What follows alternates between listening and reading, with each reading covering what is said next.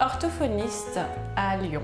Première mission, première à Marseille, première en France, et c'est chouette parce que c'est une autre ouverture sur les adultes notamment.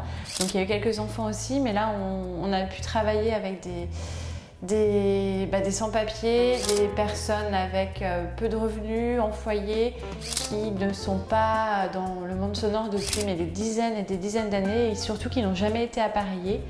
Donc là, de pouvoir réentendre, ils se sont trouvés à nouveau une seconde vie, un second souffle, et ont pu être en lien avec les autres à nouveau, et ça c'est vraiment une seconde vie pour eux. Donc on leur apporte beaucoup et c'est très chouette. Ton rôle sur cette mission?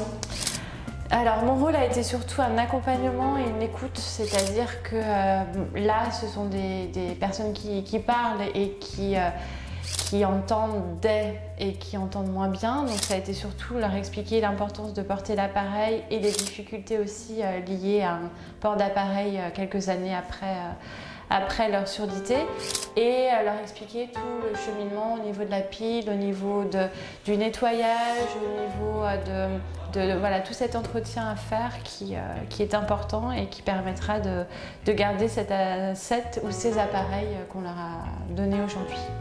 Un moment fort?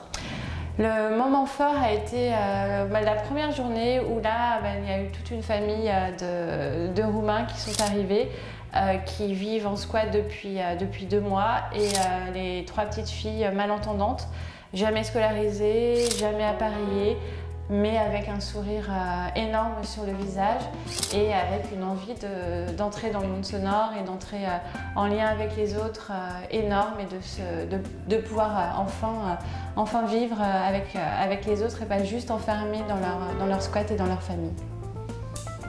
Cette mission en amour? Énorme.